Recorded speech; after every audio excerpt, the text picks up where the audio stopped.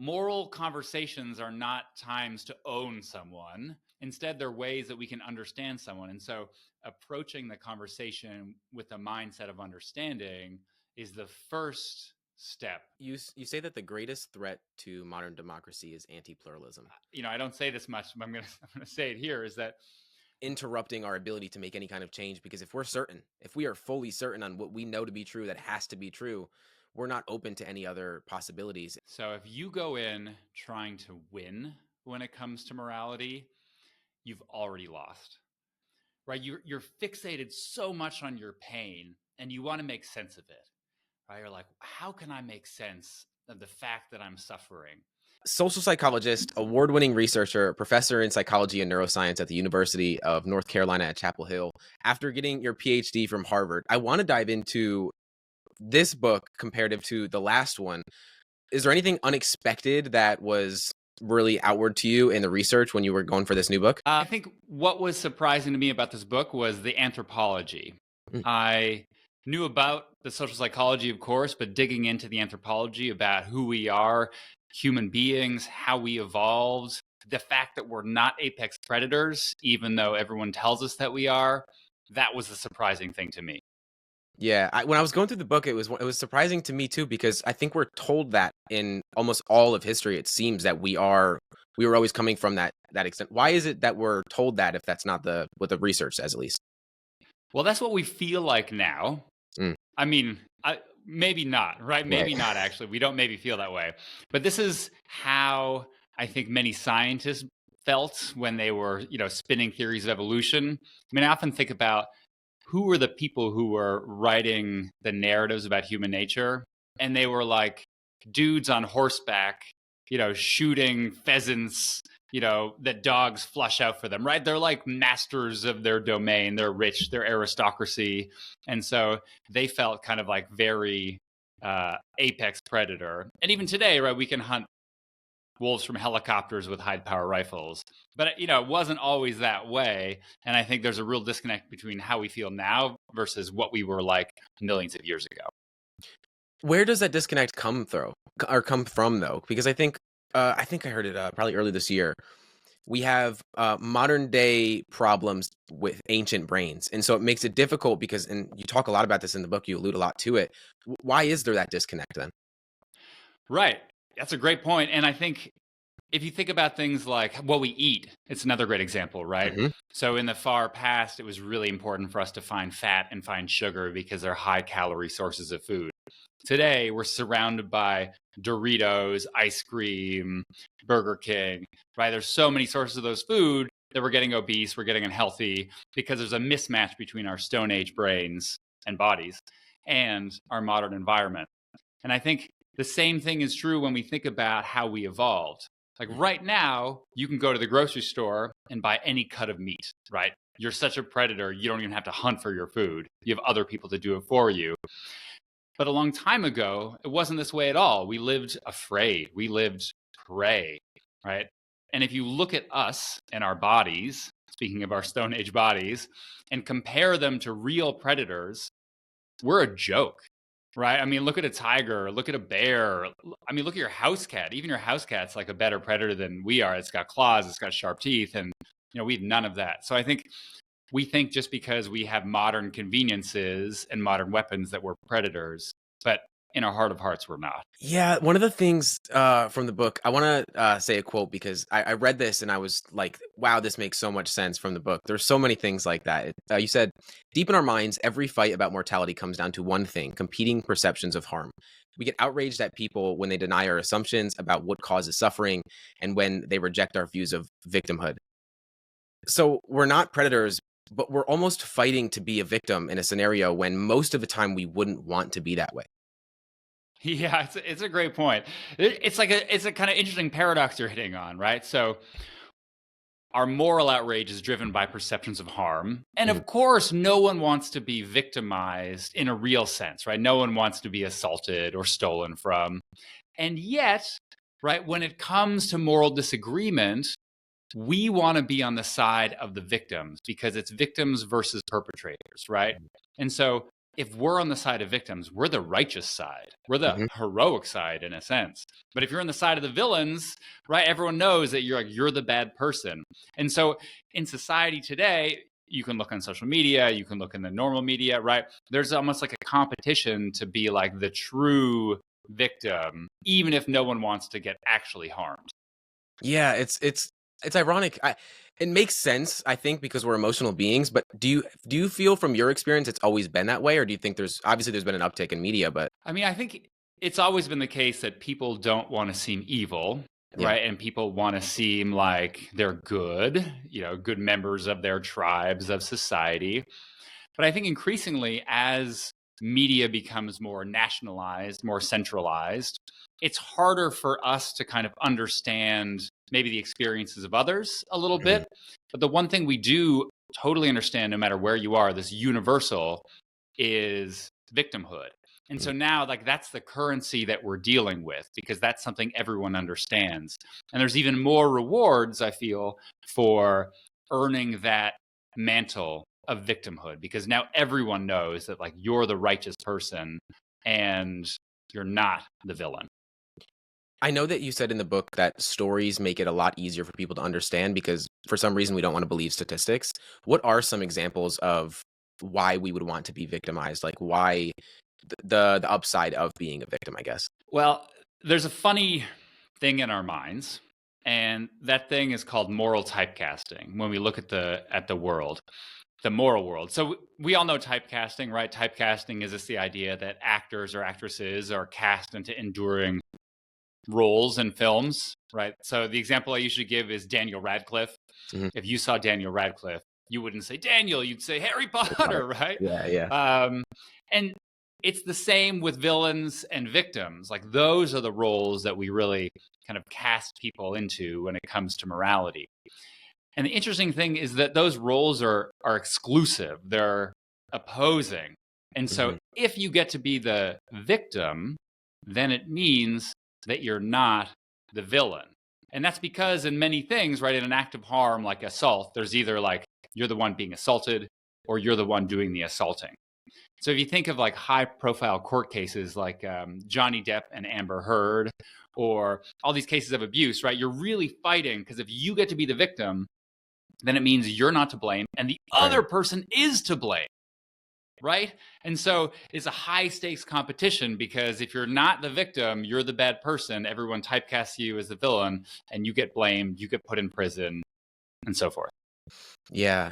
Yeah, it makes so much sense when you say it out loud, but when we're in everyday life, it almost seems people are just acting out of, I don't know, malice, I guess. It seems it comes from that state, but obviously it isn't from your work. You see, like, it just doesn't come from that if we understand why. I think I heard it recently, and maybe it was, I think addiction recovery, they say that everything makes sense with enough information.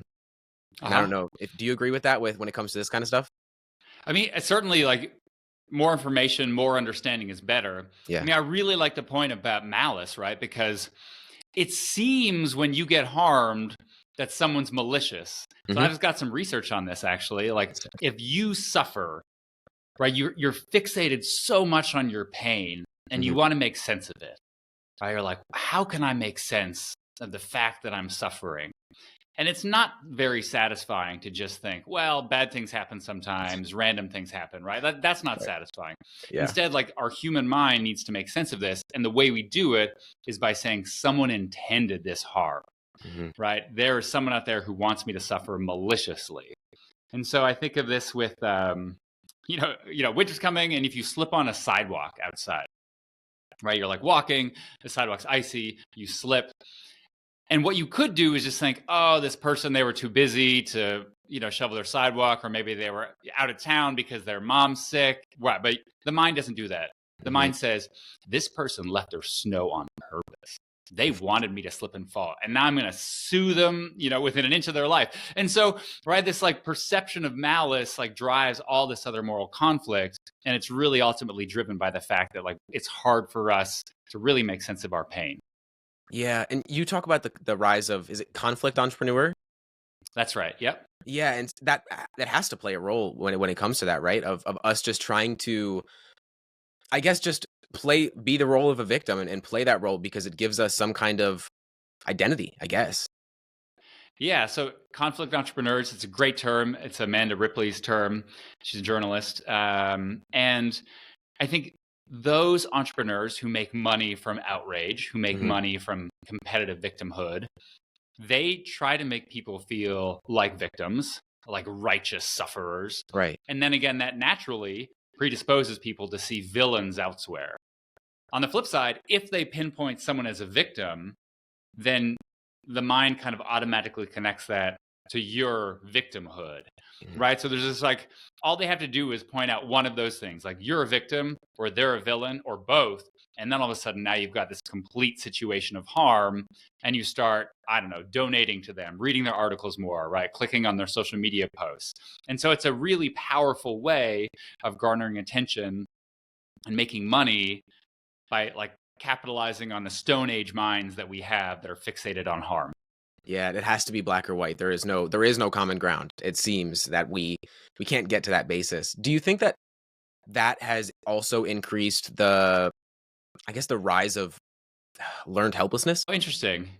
Yeah, I mean, I think, we can find common ground. Maybe we talk about that later, the kind of solutions here. But our mind naturally, right, tries to simplify it into like 0% victim, 100% victim, or 0% villain, 100% villain. But you're absolutely right that it's like hard to kind of see the gray between. And I think about the learned helplessness. I mean, I definitely see the sense that you're like, there's bad forces out there and they're trying to get me. I think we maybe flip back and forth between, I'm helpless and then I'm outraged, right? I mean, sometimes when bad things happen, you're just like, oh my goodness, I'm so angry. But then when there's so many bad things happening, you're just thinking, I'm going to put down social media. I'm not going to look at it. I can't do anything. I'm just going to, yeah, it's interesting. It definitely feels that way sometimes. Yeah, because I think when you're trying to be a victim because it makes you feel like you have some sense of identity and someone's labeling you as that as well, I think it gives even more reason to lean into that learned helplessness without realizing it and almost seeing it as like a superpower in a sense, because that, again, it reaffirms the identity that someone else is telling you and you also think serves you well. And it does have some kind of, upside to it. Yeah, great point. I mean, I think of this when it comes to sickness sometimes, right? So sometimes when you're sick, right, you need people to take care of you. They feel sympathy for you. But there's always this kind of allure to the sick role. And the more you get it, the more sympathy you get. And so some people maybe manufacture their sickness or really lean into it. You probably know, and listeners probably all know someone who like leans into their suffering more than others. Some people are stoic. They're like, oh, it doesn't hurt, right? I don't want to be seen as a victim. But there's other people who think, oh my goodness, right? Like this terrible thing happened and like I'm not responsible for my deeds. Kids, I've got a couple kids, and when they fight, they're both victims. Yeah. And they both try to say like, oh my goodness, I'm like so hurt. And like, you can't see the cut, but like, oh my goodness, it hurts so much. And they're competing now to be the victim because no one wants to get in trouble. Yeah. And I think there's a part of it too, where if we're the victim, like you kind of said earlier, it gives us more attention in a way. Like there's it's so ironic because there's more information out there in the world. More people have an ability to express their position and their opinions, yet we have almost seemingly more division than ever before. And you even said in the book that as time goes on, our respect for the other side decreases. But it seems we have more evidence of other people, both sides, more than ever. So how does that make sense? Yeah, I think it's because we're ultimately trapped within our own minds, and it's really hard to appreciate the suffering of other people when we are suffering. So you can imagine that even as feelings of suffering maybe increase on both sides and feeling of being aggrieved, it becomes harder and harder to recognize that the other side might be suffering when you're suffering. And so the example I like to think of is, imagine doing your taxes or planning for retirement when you're standing in a bucket of razor blades. It's almost impossible to think rationally about your future when you're in pain. And it's especially hard to think that someone else might be in pain if your entire mind is filled with your own pain. And then it's especially hard to think about that someone else might be in pain if you're in pain, and when you think they might be responsible for your pain, right? It's really hard to think about, look, this person's a villain in my mind. Well, maybe they're actually suffering. You know, as I write in the book, right? Like, no one ever thinks of Hitler's inner pain.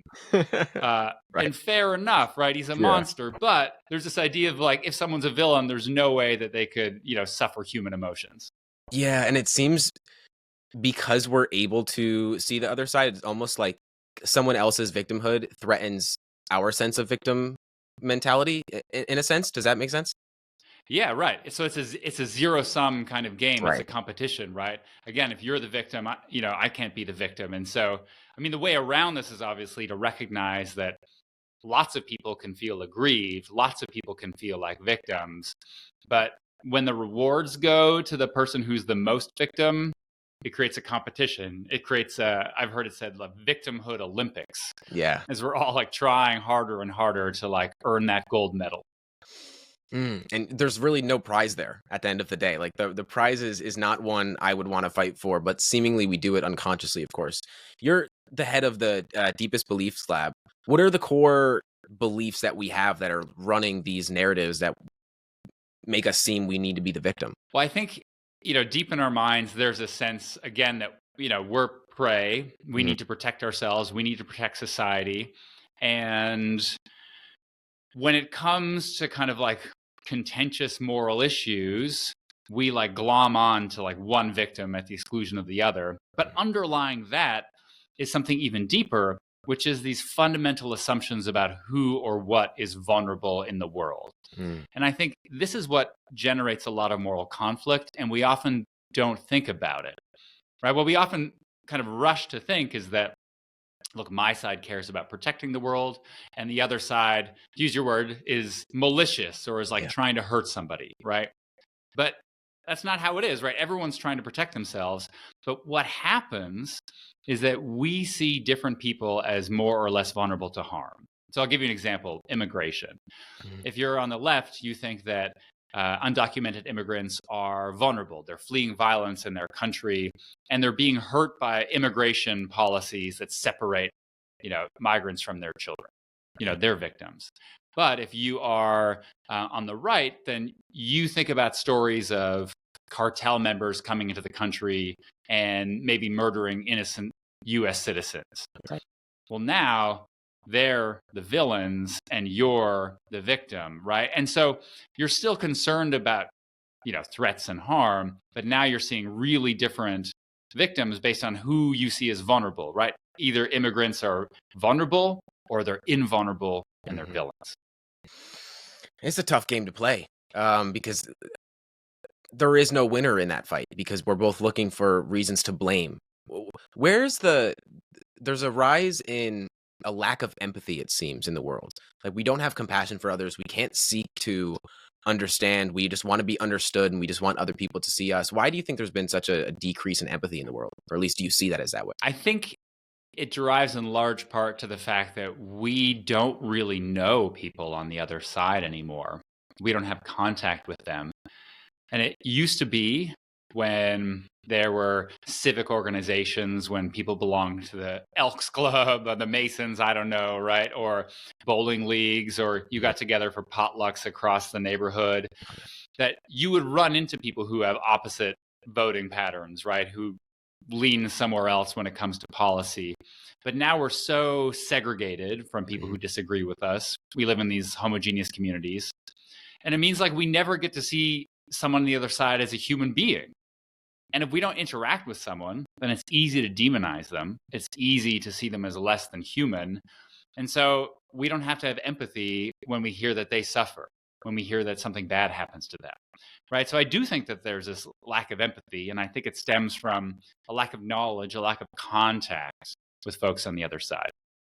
Yeah, I had someone on earlier this year, maybe last year, talking about civil discourse, and it seems it's more than ever, like you said, if we're not able to have the conversation, start the conversation, be curious to even create the conversation, it just continues to divide. What is the first best step that we can take to kind of start creating those conversations? One thing that really matters is the motivation for having those conversations. Yeah. So if you go in trying to win when it comes to morality, you've already lost, right? There's no winning when it comes to conversations about morality. Like there's never a time, I mean, I don't know, maybe you're more enlightened than I am, right? But I've never had a conversation about morality and come away from it thinking, you know what? I was wrong. I had the wrong moral beliefs because this person told me something they heard on the news, right? Someone's like, oh, I read this tweet. What do you think about that? And be like, oh my goodness, you're right. You know, I didn't know about that tweet, but now that I do, like, I give up. I lose. You know, no one says this. And so moral conversations are not times to own someone, even if that feels like it sometimes. Yeah. Instead, they're ways that we can understand someone. And so approaching the conversation with a mindset of understanding is the first step. And then there's things you can do in conversations we can talk about, but really it's that motivation you're approaching it that's essential. Well, I think the perspective you go into it with, I think you spoke about it, the end of history effect, where that must play a big role because our perspective of the situation, like you said, going into it is going to cloud our judgment, and we've lost before we even entered the conversation because we're looking to win or lose, and that's just not the correct approach to kind of find any kind of common ground. I'd love for you to dive into that end of history effect because I think it gives a lot of people understanding of why we act certain ways. Yeah, it's an interesting effect, and it's just one more kind of quirk of the human mind, right? Yeah. If you ask people how much they've changed in the past, maybe their moral opinions, right? And people say, yep, I've changed a lot from when I was a kid. I've learned about the world. I have more sophisticated policy positions now than I did. And then you say, great, you've grown a lot. How much are you going to grow in the future? How much might you change your opinions in the future? And someone would say, I'm not, right? The end of history is here, right? And whatever I am now is me forever, right? I will never change because I have finally hit on the right moral convictions forever. And so when you come into the situation thinking basically that time has stopped and you've arrived at the ultimate truth, right? It becomes pretty hard to have a conversation where you're open, you're humble to different perspectives because you think that you've evolved somehow to the truth and that you've stopped learning. And obviously everyone's learning and everyone's changing, but we fail to appreciate that. Yeah, I think that's the foundational way of living that is just interrupting our ability to make any kind of change, because if we are fully certain on what we know to be true, that has to be true, we're not open to any other possibilities. And again, we've lost the conversation before we even entered it because we're not entertaining any other just opposing perspectives in any kind of way. We're not able to admit that we're quote unquote wrong, or we still are open to learning. And I don't know where that has come from, that idea that we have to be so solidified in our beliefs. And I know it attaches to identity, but why is that so difficult for us to just be open to changing our minds? Well, I think there's lots of motivations, right? Like we are fundamentally motivated to think of ourselves as good people because no one wants to seem evil. And we're motivated to think we understand the world, right? Like if you walk out your house today and think like, I don't know how anything works, what's going to happen, right? That's an unsettling feeling. And so in all sorts of walks of our life, we're overconfident about how much we know because uncertainty is unsettling. But I want to pick out a point that you brought up about the kind of contrast between certainty and uncertainty. And when we say those words, people often think, well, certainty is 100% and uncertainty is like 0%. Like I don't know anything. But like I think all it would take to make discourse better, to make politics better, moral conversations better, is just to shift yourself from 100% to maybe 99%. Like that little step in just saying, well, there could be someone out there who knows something or has an opinion where I might learn about even just a little bit. right? You don't have to say like, oh, I have no idea about my moral convictions and like anything go, right? That no one's going to do that. No one wants to do that. You shouldn't do that. You should have your moral convictions, but it's okay to think that like there might be some open things that you maybe didn't know about, you maybe could learn about just a touch. Absolutely. I think because our conviction is so based on social identity while also being a part of, moral belief, it can get really convoluted because again, it's going against our core belief of this is right and I'm morally correct in being this way. But I think having an open mind is like the only way that we can ever find any kind of common ground. Yeah, but you're right. It's so hard with identity, right? I mean, we've got these super clusters now of politics, right? You're like literally just a color now. Like talk about simplification, right? Are you red or blue? Like I have to be just plain red or plain blue. Yeah. I mean, and within different parties, right? There's like all sorts of shades of different policy support. And between red and blue, there are people who have different opinions, right? I mean, it's so complicated. And yet, right, because we're motivated to belong to a group, and because increasingly there's just two groups now that people talk about online and whatever, the Congress is structured like this, you don't feel licensed to kind of like express your own complexities in the world. And this makes it hard to, be a person who maybe has deeper thoughts about politics. And it sure does make it hard to have conversations where maybe you're trying to find nuance and common ground with someone who disagrees with you. Yeah, I think I don't remember what the exact quote that you said was in the book, but okay. So when we are in the middle, when we're politically homeless, it almost is a betrayal to the other side because it's kind of like war in a sense. And one of the things in the book, I think you talked about 1914. Was it World War I? That's right. Yeah. When you spoke about Christmas, and I thought that was so ironic that we can think, okay, for one day, let's just call it a truce, and then tomorrow we'll get back to battle. How does that make any sense in our moral minds? Like that makes no sense to me. I mean, that was an amazing event. It was at the very beginning of the war, right? They thought it was going to be over soon. Obviously, it lasted for 4+ years. And as the soldiers were in the trenches, the Pope was encouraging peace, right? The Pope was encouraging that we could all come together and see our common humanity. And for a day, the soldiers did. The German side and the, British side, French, whatever, the allies, they came together and they played soccer in no man's land, exchanged gifts, exchanged tobacco in their pipes. And it was this like touching moment for common humanity. And yet, you could also see the side where, well, isn't that a dereliction of duty? Isn't that betraying the cause? And there were British soldiers, British generals who say like, oh my goodness, this is apathetic and terrible. And there was a German soldier by the name of Adolf Hitler who also thought that like seeing the common humanity in your enemy was terrible and was evidence of like your weakening morals. So I think it's okay to be against Hitler in this case as well, as in almost all cases or all cases.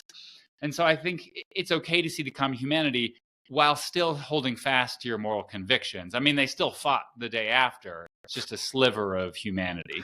Right. And it is. But we see that as like betrayal. We see it as less said. We see it as wrong in a way. And it goes against those. I think in the book you speak about how moral judgment is more of it's like an intuition rather than yes or no, right or wrong. Can you dive deeper into what you mean by that? You bet. So if you think about our moral judgments, you often think about reasoning. This is what philosophers thought about for a long time. Yeah. So that like morality would be like a judge with the kind of powdered wig, you're like sitting there and like stroking your chin, thinking about questions of justice, like, am I a rule utilitarian? Am I a deontologist? Like those big words that no one in everyday life uses. But that's so disconnected from our everyday experience, which is you see someone kicking a dog. Oh, you get this gut feeling. You're like, that's terrible. That person's a terrible person. Or, right, someone who jumps the line. It doesn't matter, right? All those things, you just get this gut feeling that it's terrible. Yeah. And so so we all agree that morality is this like gut feeling, even if we can kind of reason about it. At the end of the day, it's kind of like in our core, it's visceral. But where we disagree is, again, like where we get this visceral sense of harm, of suffering. And so we're raised through, our family and our society and our schooling to see different things as threatening at our gut level. And when we see different things as threatening, or different people as the victims, as we've already talked about, right, that's when we get these differences. But it's not because we're really thinking hard about it. It's because our intuitions are kind of like making a gut reaction. Yeah. I think everything starts with a feeling, and then it peaks the stories that you tell yourself then about the thing. Because you say it in the book too, motivated reasoning. That the more that we learn about politics, pretty much the dumber that we get because of motivated reasoning. And it makes a lot of sense to me, and a big reason I try to stay out of it, because I don't like to attach myself to too many things, because I like to stay open about things. But it's ironic and it's funny to me that motivated reasoning pretty much states, but we don't want to believe that. We couldn't believe that. Well, again, right, we want to think of ourselves as good, as like knowing about the world, and as like fair thinkers. Yeah. And so it turns out what we do when we're motivated to believe something is you have a whole menu of facts, and you just like pick and choose the ones that support what you already believe, right? Yeah. And clearly that's not a way to make accurate sense of the world. But it does make us feel good, and it does help us belong in the groups, as you mentioned, right? Like social identity. It helps us like fit in. You're like, well, if I'm a red person, then these facts are true. And if I'm a blue person, then like these facts are true. But obviously the truth is more complicated. Yeah, evolutionary, it makes sense, right? We don't want to get kicked out of the tribe. We need people to be surrounded by us to believe in the same thing that we believe in. And if we don't have that, then we feel isolated, we feel lost, we feel like we have to. I think it makes more sense for us, or it seems as though it's better for us to believe in something, even if it's wrong, but for us to believe in it rather than to not believe in anything. I mean, that's why faith is such a big thing. That's why religion's so huge.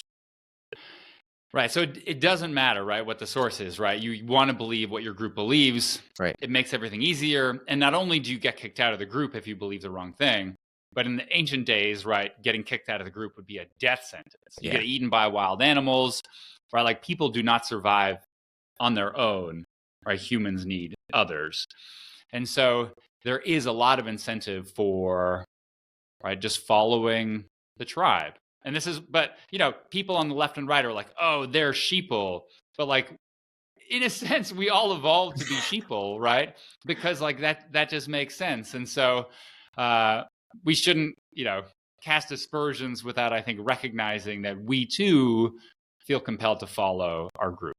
Yeah, that destruction narrative doesn't make it any easier either. That black or white, good or evil, it just makes it really difficult for people to feel like if they are open, that is a good path to go down, a helpful path for society as a whole. But that destruction narrative is just destructive. I mean, that's the whole purpose of it, right? Right. So if you think, as people do, that your side is trying to protect themselves, but the other side are predators, and we use that word literally, right? Yeah. We've gone from wild animals, now we think there's moral predators out there. Like that white panel van that's driving around your neighborhood, like that's not someone who's lost. It's like a kidnapper, right? Yeah. Right. So we just like detect this everywhere. We detect predators everywhere. Yeah. And so if the other side is like, we think is bent on our destruction, and they're not, I want to say, but we think that, it becomes really hard to try to have a conversation with them, right? Because we're on guard the whole time. We're waiting for them to do something evil, and we don't even want to engage with them, right? You shouldn't be hanging around tigers if you're fresh meat, and you shouldn't be hanging around the other side politically if they're trying to hurt you. Yeah, that search for danger is still around, though we are safer than ever in the world. We can go pick up food. We don't have to look for it. Like, we're safer than ever, but we're always looking for problems. Do you think that there's ever going to be a time when we can find common ground? Like, what are the notable steps that we can take, I guess? I think it's always going to be the case that we are vigilant for threats. Right. We're all looking for ways we could get hurt, ways that our children might come to harm. It's just a product of our evolution. I mean, there are other species that are less focused on threat. So if you look at like bonobos, for instance, they basically live in the utopia that people write books about, right? Bonobos hang out, they eat fruit, they have sex all day. They're dominated by females. It's like a female-dominated society. And I mean, this is kind of funny. When there's a conflict in a bonobo society, what they do is the females will like rub their genitals on each other, right? To like, it's like solving it with sex, right? Right. And much less violent. And so their genetic makeup, and we're half bonobos, humans, we're like kind of half chimps and half bonobos, is more friendly, is less threatened. On the other hand, chimps, very threatened, gorillas eat their food. And so they have less food, they're more warlike, all these things. So we're kind of half chimps and half bonobos. And so you kind of need to remember that when you think of our human nature, right? We'll like kiss and make up, but we'll also go to war. And so I think we're always going to have this seed of threat, of like potential war. But there's also a seed of like, we can get along and see the humanity in each other and see, others as our own species. And so I think the way you do this is by contact. Right, is by having conversations with someone who disagrees with you and seeing that, they too are real people. There's all sorts of organizations out there that encourage people to have meals with the other side because it's such like a social human bonding thing. You could also go on trips with people. There's organizations that like you should go somewhere together. If you serve in the military with someone who's different than you, right, you'll see their common humanity too. So I think conversations are important, but also doing things with the other side, people from the other side, is important too. Yeah, you say that the greatest threat to modern democracy is anti-pluralism. Yeah, I mean, it's kind of hard to be a pluralist today, I think. Yeah. America is ultimately founded as a pluralistic democracy. So when the founding fathers came along, they said, look, we kind of need two parties. Jefferson said we need a party for progress and a party for stability. Right? We need the left and the right to kind of balance each other out. And I think today, we can debate about how much each party kind of stays true to its roots. Right. And, whether parties are equal in the behavior, whatever, those are conversations you can have. But I think you do need pluralism in a democracy. You do need different ideas because it's the negotiation between those ideas, the kind of ultimate compromise that finds this like beautiful, middle ground that America has been so good at finding through the years, and that I think really helps us prosper. But there are anti-pluralistic forces out there, like the KKK, right? They're anti-pluralistic. And there's also people, I mean, do I think that the KKK should get a voice in America, should get a vote?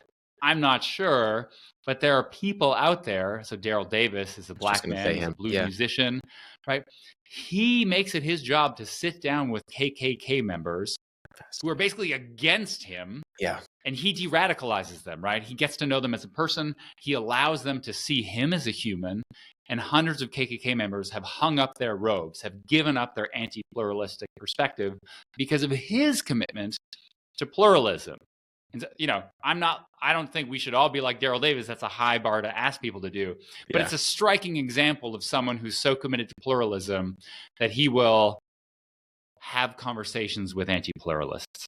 Yeah, I think that is what we need to come from. I mean, definitely not everyone's going to be like him, that's for sure, but we need to be more open about things because I think we're so close-minded. I think, like you said, the reason that people come here is because we didn't start this way, and it seems the more the media plays a bigger role in it, it just makes it more difficult for us to know what is true, what is not true. And when we see something, we automatically believe it's true. It just reinforces what we want to be true or what we're told to be true. It just makes it really difficult. And on top of that, in the book, you speak about how facts don't bridge divides. We're not good to deal with statistics. We deal with stories, but for some reason, why can't we believe the literal facts? I just don't understand. Like, I don't know. Yeah. I mean, there's so many facts these days, right? Yeah. And the context is always questionable, especially when the facts are on the other side. And even if we believe the facts, sometimes you're like, well, that fact's not relevant to the issue at hand. Right? That often comes up too. You're like, fine, I believe that thing, but like, it doesn't matter. Right. Like the gun debate is filled with questions about this, right? Like, how many shootings are there for handguns? You could say that. And if you're a gun rights advocate, you're like, well, that fact is not relevant to the task at hand, right? Because if you care for the gun and you have gun safes and you follow the protocols, then like that won't happen, right? And that's a perspective that makes a lot of sense, right? If Right. that's your moral conviction and your personal experience is that you're a responsible gun owner, or, and it's about stories, or you have a story of using a gun for self-defense. Mm-hmm. You could give someone all the facts in the world, but that story, that personal experience, with firearms is going to be more powerful.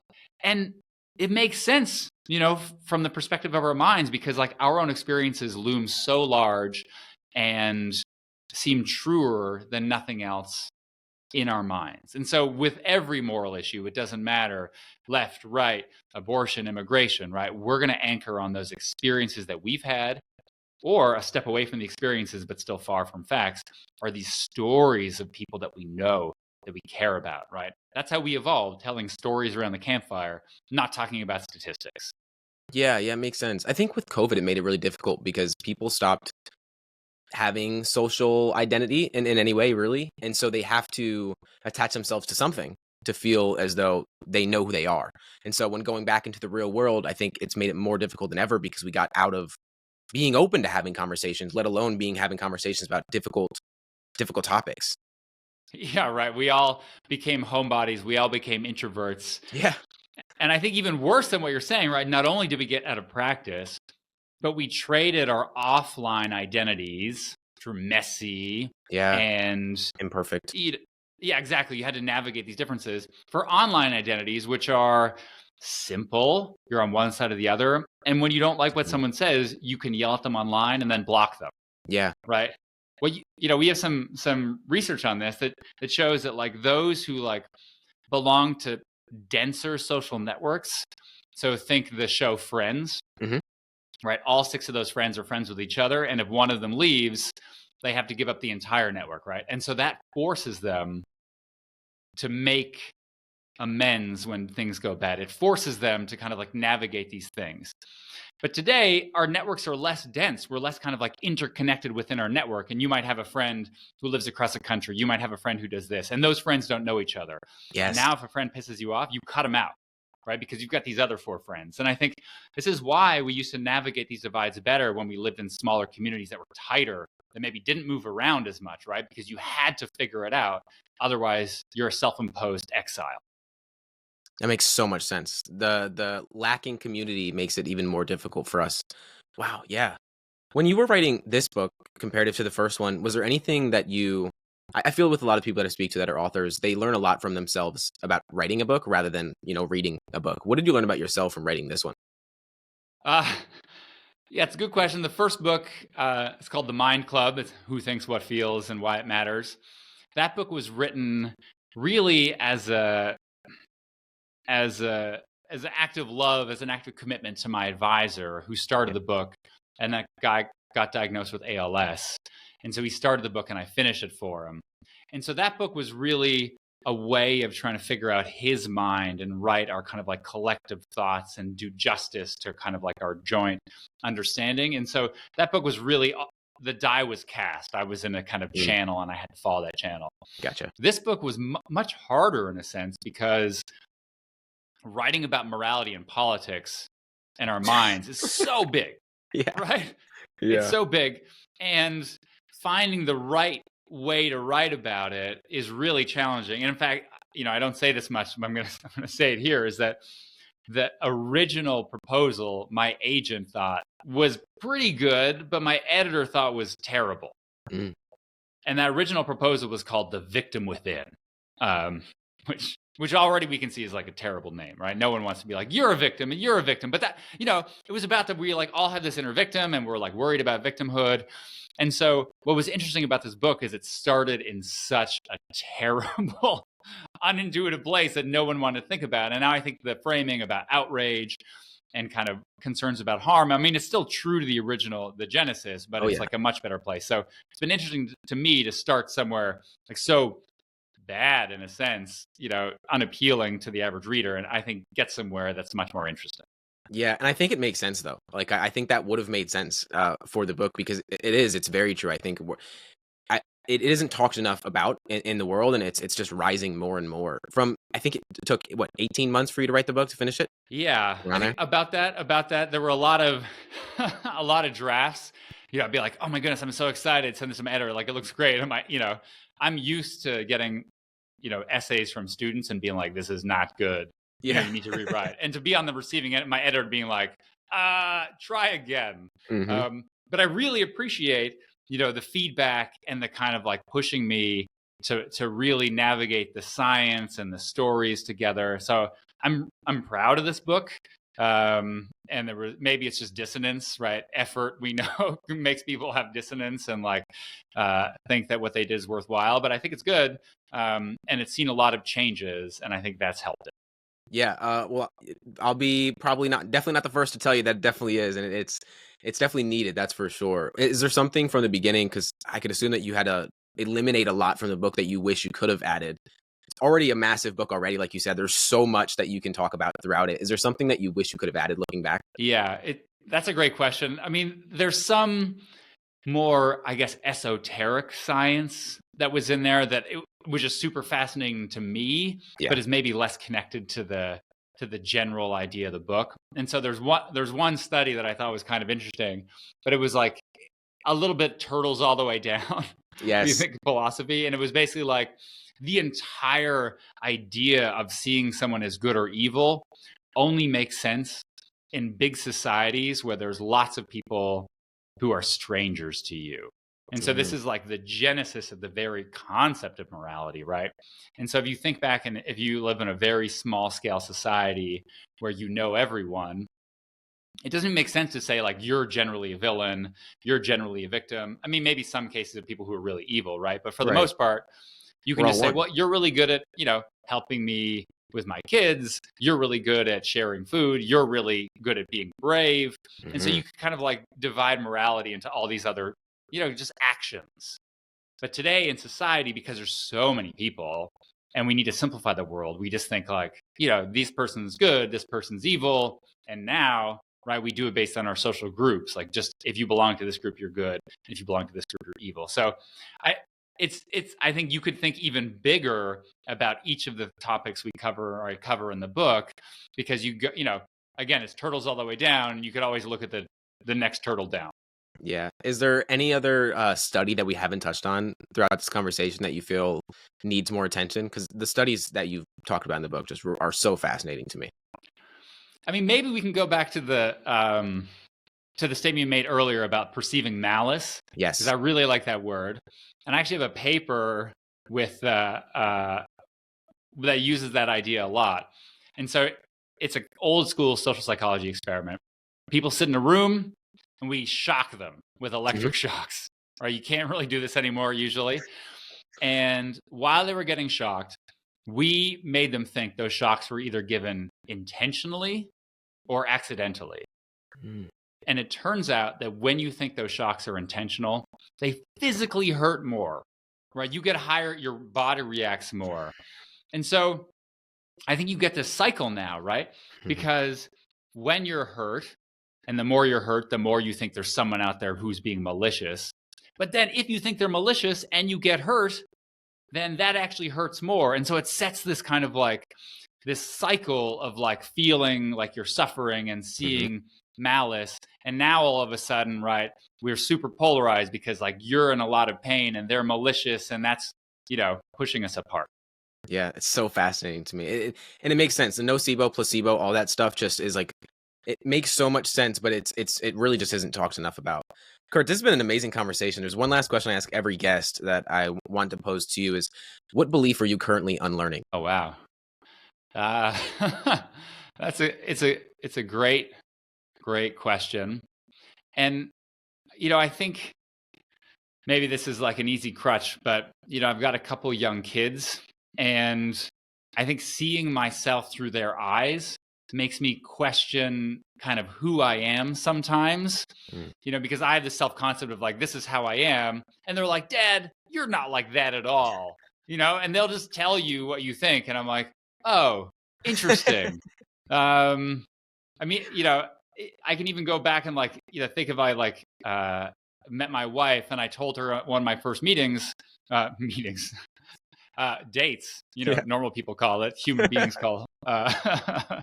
Right. I was like, look, I'm a high self monitor. And what that means is I like adapt myself to the situation, and I'm like really sensitive to the social context. Mhm. Turns out I'm totally not. Right? I will say the same thing if I'm like at a fancy dinner as I will like hanging out with my high school friend. It doesn't, right? And you only know those things that you're wrong about your own self-concept when you have conversations with people who are willing to give you that feedback and Right. who you will listen to, right? And so Yeah. I think circling back, like we need to have more of these conversations with people who are willing to give us feedback and criticism, maybe those on the other side, or even maybe just listening, right, to people we love and who maybe disagree with the way we see the world. Yeah, it's so big. I think one of the biggest things, especially nowadays, we just need to have more conversations and have more spaces to be vulnerable and authentically ourselves, because we just don't have those abilities to express how we actually feel, and if we're even curious about if we are correct or if we're wrong or whatever that even means. But Kurt, amazing conversation. I love the book. I love everything that you're doing. Is there anywhere you'd like to direct people after this? Sure. We have a Substack. It's called The Science of Moral, and I'm going to butcher it now. I'll put it in the show notes regardless. Yeah, great. Check out the Substack. We do a bunch of cool stuff there, making sense of like the modern world through our ancient moral minds, as you mentioned. And then, pick up the book. I think it'll be interesting, and you can shoot me an email if you think it is or if you think it isn't. Awesome. Thank you so much. Thank you.